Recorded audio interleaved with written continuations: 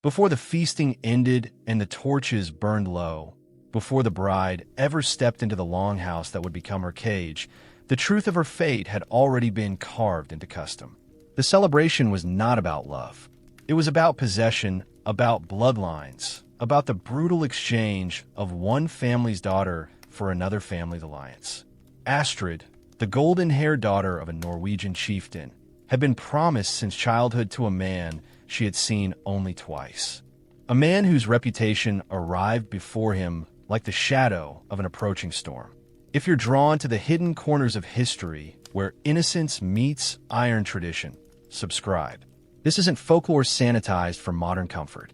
This is the reality behind the mead cups and the flower crowns, where young women face traditions designed not to honor them, but to break them into submission.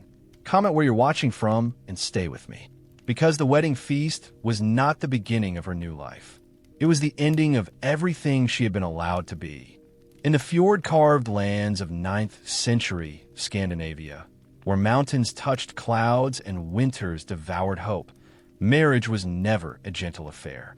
It was a transaction written in silver, sealed with witnesses, and consummated under the watchful presence of customs that stripped away any illusion of choice. The Norse people called themselves civilized. They spoke of honor codes and ancient laws. Yet beneath the poetry of their sagas lay practices that turned wedding nights into rituals of dominance, where tradition demanded that a bride surrender not just her body, but her very sense of self. This is the story of what they did to Viking brides before the morning sun revealed the truth of their new existence. A story where ancient custom clashed with human dignity, and where in the most unlikely circumstances, some women discovered a quiet defiance that history chose to forget. The arrangements began long before Astrid understood what marriage meant. She had been barely 12 winters old when her father, Jarl Eriksson, sat across a fire from Bjorn the Ruthless, a warrior chief from the northern settlements whose land stretched across 3 valleys. Between them, they passed a horn of mead and spoke of alliances, of trade routes, of the strategic advantage that would come from binding their families together. Astrid, playing with her younger sister near the hall's edge, did not know that her childhood was being negotiated away with each nod of agreement. The bride price was settled at 20 marks of silver, 3 horses, and a promise of military support should either family face raids from rival clans. Her opinion was never requested. Her consent was assumed to be irrelevant. In the Viking world, daughters were assets, valuable pieces in the endless game of power and survival that defined Nordic society. As Astrid grew into womanhood, she learned the skills expected of a chieftain's daughter.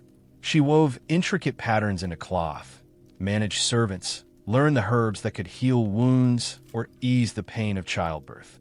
Her mother, Ingrid, a woman whose own wedding had been arranged 2 decades earlier, taught her daughter the unspoken lessons that no saga would ever record. How to hide emotion behind a careful mask. How to endure without complaint.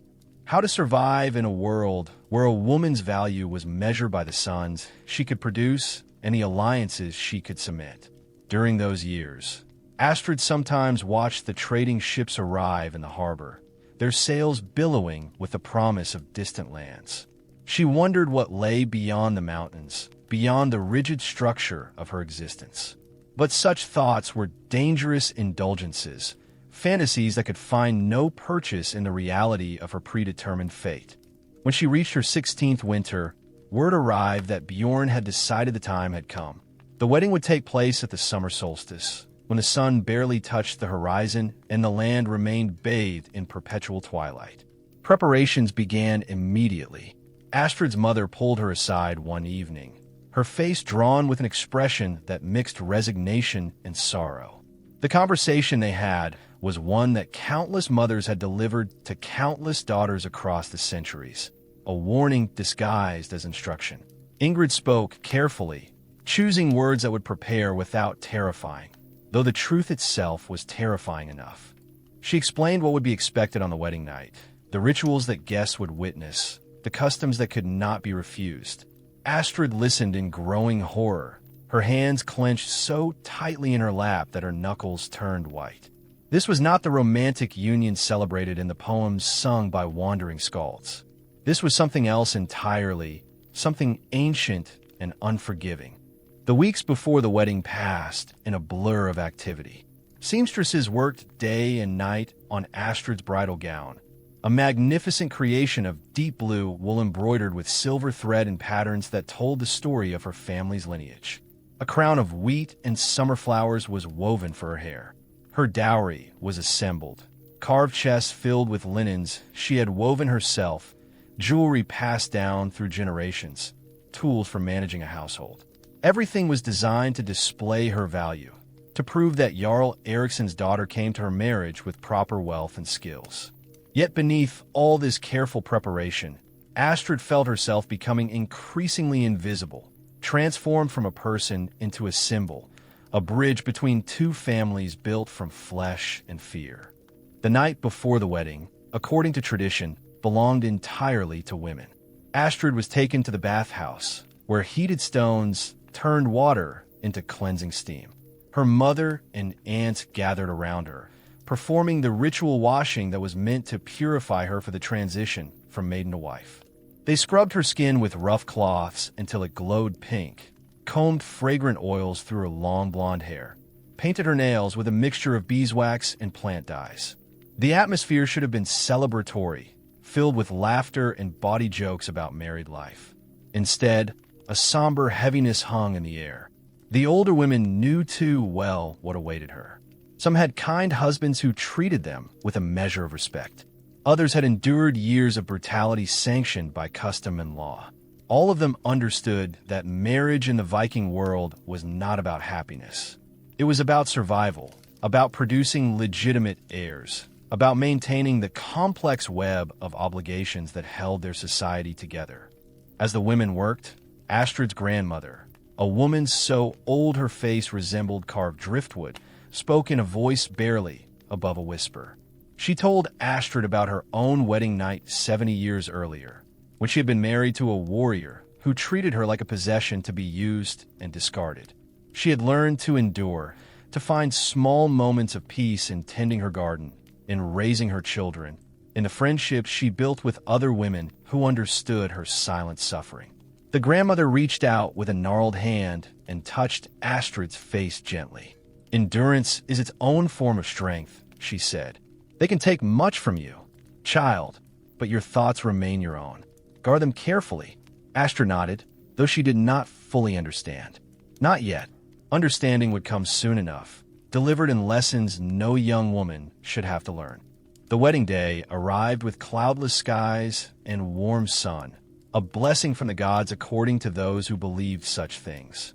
Guests began arriving at dawn, warriors and their families traveling from distant settlements to witness the joining of two powerful clans. The great hall of Jarl Eriksson had been transformed, its walls hung with colorful tapestries, long tables laden with roasted meat, fresh bread, wheels of cheese, barrels of ale and mead. Musicians tuned their instruments in the corner, preparing the songs that would accompany the day's festivities. Outside, sacrifices had been made to ensure fertility and good fortune, the blood of goats and chickens staining the earth near the temple stones. Everything followed the ancient patterns, the rituals that had governed Norse weddings since time beyond memory. Astrid was dressed in her bridal finery by trembling hands. The blue gown fit perfectly, cinched at the waist with a belt adorned with bronze fittings. Over her shoulders was draped a crimson cloak, the color symbolizing her family status. The flower crown was placed carefully on her head, and around her neck hung the keys to her future household, a symbol of the domestic authority she would theoretically command. She looked every inch the noble bride, beautiful and composed. Only those who looked closely at her eyes could see the fear she was desperately trying to conceal. Her mother fastened the cloak with shaking fingers, then stepped back to study her daughter. "You look like a queen," Ingrid whispered, though her voice broke on the words. Astrid wanted to respond, wanted to say something that would ease her mother's obvious distress, but no words came. What would be said about a fate neither of them could prevent? The ceremony took place in the temple. a wooden structure carved with images of the gods who supposedly governed every aspect of Norse life. Bjorn stood waiting, flanked by his groomsmen, all of them warriors whose weapons hung prominently at their sides. He was a large man, broad-shouldered and thick with muscle, his beard braided in the style favored by men of high rank. His face was weathered from years of sea voyages and battles, marked with scars that spoke of violence survived. When Astrid entered, led by her father, Bjorn's expression revealed nothing. No warmth, no anticipation, simply the satisfaction of a man about to receive property he had fairly purchased. The bride price had been paid. The alliance was sealed. All that remained were the formalities that would make it legal in the eyes of both men and gods. The priest, an old man who served as keeper of the sacred rituals, began the ceremony with invocations to Thor and Freya, asking for strength and fertility to bless this union. The couple exchanged symbolic gifts as required by custom. Bjorn presented Astrid with an ancestral sword, representing his family's honor and his promise of protection. Astrid gave him a smaller blade, acknowledging her acceptance of his authority. Their hands were bound together with cord, while witnesses from both families gathered close, their presence essential to making the marriage legally binding. Vows were spoken, words that had been repeated at countless weddings, promising loyalty and obedience, submission and service. Astrid's voice emerged thin and uncertain when her turn came, barely audible over the rustling of the crowd. Bjorn's response was strong and confident, the voice of a man claiming what was rightfully his. When the religious portion concluded, the entire assembly moved to the great hall for the feast. This was when the true celebration began, though for Astrid it felt more like an ordeal to be survived than enjoyed. She sat beside Bjorn at the head table, acutely aware of his presence, of the proprietary way his hand occasionally fell on her shoulder or arm. The hall filled with noise as mead flowed freely and inhibitions dissolved. Warriors told exaggerated stories of raids and battles. Women gossiped about neighbors and relatives. Children darted between tables, stealing treats when adults weren't watching. Skalds performed epic poems celebrating legendary heroes and doomed loves. The air grew thick with smoke from the central fire, heavy with the smells of roasted meat and unwashed bodies packed too closely together. Hours passed in this manner, the celebration building toward the moment everyone anticipated, the moment when tradition demanded the most intimate aspects of marriage become public spectacle. As darkness finally claimed the brief summer night, the mood in the hall shifted noticeably. The laughter grew louder, more aggressive, tinged with sexual anticipation. Warriors began calling out crude suggestions about the wedding night, offering graphic advice to the groom while their wives giggled or looked away in feigned embarrassment. This, too, was part of the ritual, this coarse celebration of the physical consummation that would legally complete the marriage. Bjorn's men pounded their fists on the tables in rhythmic encouragement, and when their chief finally stood, the hall erupted in cheers. He reached down and pulled Astrid to her feet with a grip that made her wince. The processional to the bridal chamber was about to begin, and there would be no escape from what came next. The crowd formed a noisy procession, following the couple toward the sleeping quarters that had been prepared for them.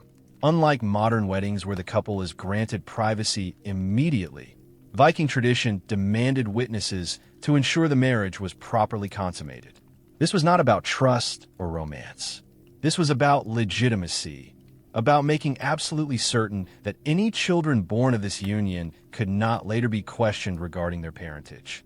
The heir to these combined territories had to be beyond legal dispute. The bedroom had been decorated with flowers and fresh rushes, lit by dozens of small oil lamps that cast flickering shadows across the walls. The bed itself was large and covered with furs and woven blankets, prepared to receive the couple. But around the room, standing along the walls like sentries, were the required witnesses, respected members of both families whose presence would confirm that the marriage had been completed according to law and custom. Astrid stood frozen just inside the doorway, her mind reeling at the realization that she would be expected to submit to her new husband while these people watched. Her mother had warned her, but somehow the reality was far worse than the description. Bjorn showed no similar discomfort. For him, this was simply procedure, ancient tradition being properly observed. He began removing his outer garments with deliberate ceremony, handing his sword belt to one of his groomsmen. The witnesses maintained their positions, expressionless and silent, professional in their duty despite the intimate nature of what they were about to observe. This was their role, to stand witness to the consummation, to later testify if questions ever arose about the marriage's validity. No one questioned whether this practice violated the bride's dignity or privacy. Such concepts held little weight in a society organized around clan survival and legal legitimacy rather than individual feelings.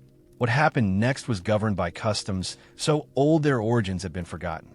The bride was expected to submit without resistance, to prove her acceptance of her husband's authority over her.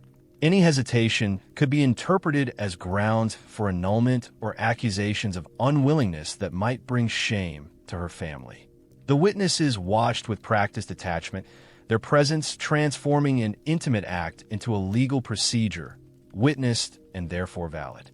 For Astrid, it was a nightmare from which there was no waking. She existed in a state of numb dissociation, her mind retreating to some distant place where the present moment could not reach her. She thought of the ocean she had watched from her father's hall, imagined herself sailing away toward horizons she would never see. The lamps flickered. Shadows danced across the carved beams overhead. And through it all, the witnesses remained at their posts, silent guardians of tradition, enforcers of customs that valued property rights over human suffering. When it was finished, when the legal requirements had been met, the witnesses departed with formal nods of confirmation. The marriage was now complete and binding in the eyes of gods and men. Bjorn, satisfied with his acquisition, fell almost immediately into the deep sleep of a man who had drunk heavily and accomplished his duty. Astrid lay beside him, her body aching, her mind spinning through the realization that this would be her existence now, this subjugation sanctioned by law and blessed by religion. The oil lamps burned low, their light dimming as dawn approached. In that gray hour between night and morning, Astrid finally allowed herself to weep, silent tears that soaked into the pillow beneath her head. She cried for the girl she had been, for the future she would never have, for all the choices that had been stolen before she was old enough to understand they existed. Her wedding night, celebrated by an entire community as a joyous occasion, had been for her a brutal initiation into a world where women's desires meant nothing against the weight of tradition and male authority. The days that followed established the pattern of her new life. Astrid was now the lady of Bjorn's household, responsible for managing servants, overseeing food production, weaving cloth, brewing ale, maintaining the domestic sphere while her husband focused on raiding, trading, and the endless political maneuvering required to maintain power. On the surface, she had authority within her designated realm. She wore the keys to the storage rooms as a symbol of her status. Servants bowed when she passed. Visiting wives of other warriors treated her with the respect due to a chieftain's wife. But beneath this facade of domestic power lay the inescapable reality that she was property, that her body belonged to her husband to use as he pleased, that her primary value lay in her capacity to produce legitimate sons who would inherit Bjorn's growing wealth and territories. Bjorn was not intentionally cruel. He was simply a man of his time and culture, viewing his wife as he might view a well-bred horse or a productive field. When he wanted her, he took her, with no consideration for whether she desired him in return. The concept of marital consent did not exist in Viking society. A wife's duty was to submit. A husband's right was to possess. Other men in their community treated their wives similarly. Some wives seemed content enough with their situations, finding satisfaction in their children and domestic accomplishments. Others bore a haunted look that Astrid recognized, a silent acknowledgement of shared suffering that could never be spoken aloud without bringing shame to their families and themselves. The women formed quiet alliances, supporting each other through difficult childbirths and harsh winters, sharing remedies for ailments both physical and emotional. In these female spaces, away from male scrutiny, they could sometimes speak carefully about the burdens they carried, though even then, certain truths remained too dangerous to voice fully. As seasons passed and Astrid's first pregnancy became evident, her position in the household improved marginally. A woman who could produce children, especially sons, earned a degree of security and status. Bjorn showed more consideration for her welfare, not out of affection, but from practical concern for the heir she carried. The birth, when it came, was attended by experienced midwives who guided her through the long hours of labor with a combination of herbal remedies and stern encouragement. When the child emerged, a healthy boy with a strong cry, Bjorn's satisfaction was palpable. He had an heir. The marriage had fulfilled its primary purpose. Astrid held her son and felt a complex mixture of love and terror.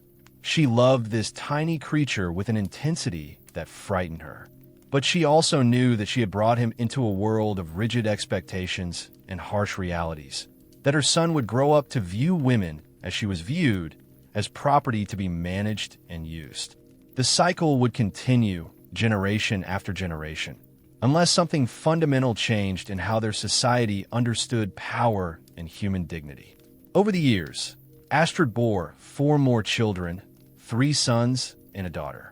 Each pregnancy further cemented her position as a successful wife, a woman who had done her duty admirably. Bjorn's wealth increased through successful raids and shrewd trading. Their household expanded. Astrid managed it all with quiet efficiency, earning a reputation as a capable and dignified lady. To outsiders, she appeared to be exactly what a noble Norse wife should be: graceful, industrious, devoted to her family. Only in the darkest hours of winter nights, when everyone else slept and the fire burned low, did she allow herself to remember the girl she had been, the dreams she had harbored before they were sacrificed on the altar of family alliance and social custom. She thought about what her life might have been in a different world, one where women chose their own paths, where marriage was partnership rather than ownership, where wedding nights were about mutual desire rather than witness submission to demonstrate legal validity. Astrid was not unique. Across the Viking world, countless women lived similar experiences, their stories absorbed into the background noise of history. The sagas celebrated male heroes and their adventures, occasionally mentioning wives as noble accessories or sources of wise counsel.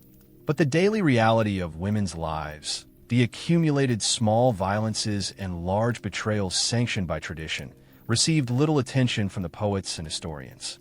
Even the rare women who achieved positions of significant power, who ruled as queens or became respected seers, operated within strict limitations defined by male authority. The fundamental structure remained unchanged. Women were valuable as mothers, managers, and strategic marriage partners, but they were not valued as individuals with inherent rights to control their own bodies and destinies. The wedding night traditions that Astrid endured were not aberrations or the practices of a particularly backward community. They were standard procedure across Norse society, codified in law and reinforced by religious belief. The witnesses served an important legal function in a culture that depended heavily on oral testimony and public verification. The bride's submission was necessary to establish male authority in the marriage from the very beginning. The entire elaborate wedding ritual, from the bride price negotiation through the public consummation, was designed to create unambiguous legal and social bonds that would survive the challenges of a harsh environment and constant warfare. Individual suffering was irrelevant against the needs of clan survival and social stability. This was not cruelty for its own sake, but cruelty as social policy, suffering as the foundation of order. Yet within this rigid system, small acts of resistance occurred, though they rarely made it into the historical record. Some women found ways to maintain elements of agency, negotiating better treatment through strategic use of their domestic authority or by cultivating powerful allies within their extended families. Others passed down quiet wisdom to their daughters, teaching them survival strategies and methods of psychological resilience. A few exceptional women even managed to escape disastrous marriages through divorce, though the social and economic costs were often catastrophic. These stories of defiance exist mostly as fragments, hints in legal documents, or brief mentions in sagas, traces of women who refused to be entirely erased by the systems designed to contain them. Astrid herself found small ways to assert control, making decisions about household management that subtly undermined Bjorn's preferences, forming strong bonds with her children that sometimes superseded their father's authority, cultivating relationships with other women that created alternative power networks within their community. As Astrid aged, her hair turning from gold to silver, she watched her daughter approach marriageable age with a familiar dread. The cycle was beginning again. Her daughter, Sigrid, would be negotiated away just as Astrid had been, transformed from person to property through the mechanism of arranged marriage. Astrid wanted desperately to protect her child from the trauma she had endured, but she was trapped within the same system that had trapped her. To speak openly against the marriage customs would bring dishonor to the entire family, might even result in her being declared mentally unfit and stripped of her household authority. So instead she did what her mother had done, pulled Sigrid aside and tried to prepare her with careful warnings disguised as practical advice. She taught her daughter the same lessons about endurance and hidden strength, passed down the accumulated wisdom of women who had survived. And she wept privately, knowing that this insufficient preparation was all she could offer, that the system was too large and too entrenched for one woman to resist. But something was changing slowly, almost imperceptibly. The coming of Christianity to Scandinavia brought new ideas about marriage and individual worth, though it would take centuries for these concepts to genuinely transform social practices. Economic changes gradually gave women access to different forms of power and influence. The rigid clan structures began to evolve as towns grew and trade networks expanded. None of this happened quickly enough to save the women of Astrid's generation or even her daughter's generation. But seeds were being planted, tiny cracks forming in foundations that had seemed eternal and unchangeable. The women who endured the old traditions, who survived with their dignity intact despite everything done to strip it away, were not fighting in vain. Their quiet resistance, their refusal to be entirely broken, created space for the changes that would eventually come. Astrid lived to see her grandchildren born, 4 generations sharing the same household for a brief time before death finally claimed her in her 63rd winter. By the standards of her era, she had lived a successful life. She had managed a prosperous household, raised children who survived to adulthood, maintained her family's honor and reputation. Her funeral was well attended, with people speaking respectfully about her wisdom and capability. Bjorn, now old himself, genuinely mourned the loss of a partner who had been efficient and rarely troublesome. Their children honored her memory with appropriate ceremony. To all appearances, Astrid had been a model Norse wife, exactly what society demanded and celebrated. But the full truth of her experience died with her, buried beneath the acceptable narrative of successful marriage and dignified widowhood. No skald would sing of her wedding night and the trauma of witness consummation. No saga would record her silent tears or the slow death of the dreams she had harbored as a girl. No historian would note the daily accumulation of small submissions and quiet despair that characterized her early years of marriage. These stories were considered unimportant, private matters not worthy of preservation. Yet they were the stories that revealed the genuine cost of Viking society's marriage customs, the human price paid for social stability and legitimate inheritance. Centuries would pass before historians began seriously examining women's experiences in Viking culture, and even then the sources were frustratingly sparse. The laws and sagas were written by men, from male perspectives, prioritizing male concerns. Archaeological evidence could reveal material conditions, but not emotional realities. The inner lives of Norse women remained largely inaccessible, lost to time and deliberate erasure. We can infer from fragmentary evidence, from comparative analysis of other patriarchal societies, from the universal patterns of how power operates when concentrated in one gender's hands. But the specific textures of individual experiences, the particular ways each woman navigated her own constrained existence, these are mostly beyond recovery. What we can say with certainty is that Viking marriage was not the romantic partnership sometimes portrayed in modern popular culture. It was a legal and economic arrangement designed to serve family and clan interests, built on a foundation of male authority and female submission.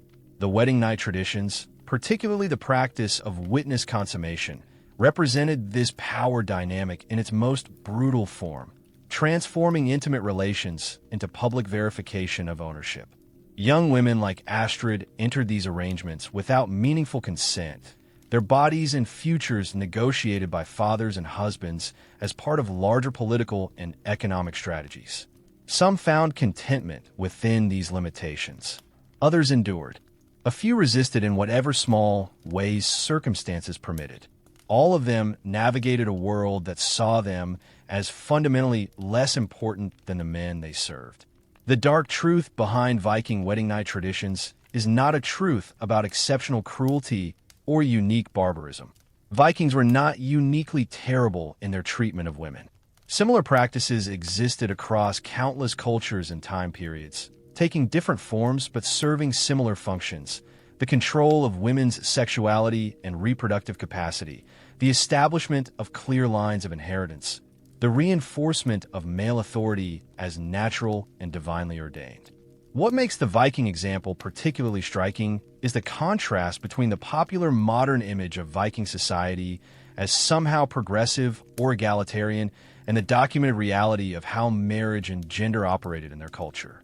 The myth of the strong, independent Viking woman, while based on fragments of truth about some exceptional individuals, obscures the far more common experience of women whose lives were circumscribed by rigid custom and backed by the threat of violence. Understanding this history matters because the echoes continue to resonate. The idea that marriage legitimizes male authority over female bodies, that wedding nights should be about demonstration rather than mutual desire, that witnesses both literal and metaphorical have some claim to judge intimate relationships. These concepts persist in modified forms. Recognizing how deeply embedded these patterns are in human social structures helps explain why progress toward genuine equality has been so slow and contested. The traditions that governed Astrid's life were not random cruelty, but systematic methods of maintaining particular power structures. Dismantling those structures requires more than legal changes. It requires transforming fundamental assumptions about whose needs matter, whose consent is required, whose dignity deserves protection. Astrid's story, though lost in its specific details, stands for thousands of similar stories. Women whose names are forgotten, but whose suffering shaped the world we inherited. They deserve to be remembered not as symbols or statistics, but as individuals who endured, who found whatever small spaces for agency their circumstances allowed, who passed down what wisdom they could to daughters facing similar fates. Their wedding nights were not the joyous celebrations later generations would imagine, but initiations into systems of control that use tradition and social pressure to extract submission. The dark truth is that these practices were normal, accepted, celebrated as proper and good. That should disturb us more than individual acts of cruelty, because it reveals how thoroughly societies can normalize violence when it serves the interests of those in power. In the end, what remains is not triumphant stories of resistance or tales of exceptional women who transcended their circumstances. What remains is the harder truth of ordinary women who survived what they could not escape, who found meaning and even moments of happiness within severely constrained lives, who were far more complex than either victims or heroes. Astrid and women like her were not waiting for rescue or seeking martyrdom. They were navigating reality as it existed, making the best choices available from a limited menu of options, trying to maintain some sense of self despite everything designed to erase individual identity in favor of prescribed roles. The wedding night traditions that so horrified Astrid were eventually modified and then abandoned as Norse society evolved and eventually converted to Christianity. But the underlying assumptions about marriage as ownership, about male authority as natural, about women's consent as optional, these took far longer to challenge. Some would argue they have never been fully dismantled, only repackaged in more palatable forms. The history of Viking marriage customs serves as a reminder of how recently in human history such practices were considered normal and acceptable, how fragile our current understanding of human rights and dignity remains, how important it is to actively resist any attempt to romanticize past societies or claim that modern progress is somehow unnatural or corrupted. If this exploration of hidden history has revealed something important about how tradition can disguise cruelty, how custom can normalize suffering, how whole societies can participate in systematic violation of human dignity while believing themselves civilized and moral, then perhaps these forgotten stories have not been told in vain. Astrid's experience cannot be undone. The trauma of her wedding night and the long years that followed cannot be healed across the centuries.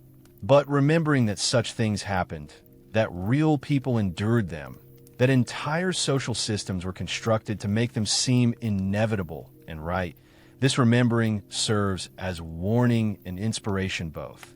A warning against romanticizing any past era without examining its darkest corners. An inspiration drawn from those who survived with dignity intact despite everything designed to strip it away. History remembers the Viking Age for its ships and raids, its exploration and conquest, its mythology and artistry. What it has largely forgotten is the cost paid by countless women whose lives were shaped and limited by customs they did not create and could not escape. Their stories matter. Their suffering was real. Their quiet endurance was its own form of strength. In recognizing the dark truth behind Viking wedding night traditions, we honor those women not by making them into symbols, but by acknowledging them as human beings who deserve better than the world gave them, whose experiences should inform how we think about marriage, consent, tradition, and human dignity in our own time. The torches have long since burned out. The great halls have crumbled into earth. The witnesses and participants in those ancient wedding nights have been dust for a millennium. But the questions they raise remain uncomfortably relevant. How do we recognize cruelty that has been normalized? What responsibility do we have to challenge traditions that harm the vulnerable? How do we balance respect for cultural practices with protection of individual dignity? These are not easy questions, and the Viking Age offers no simple answers.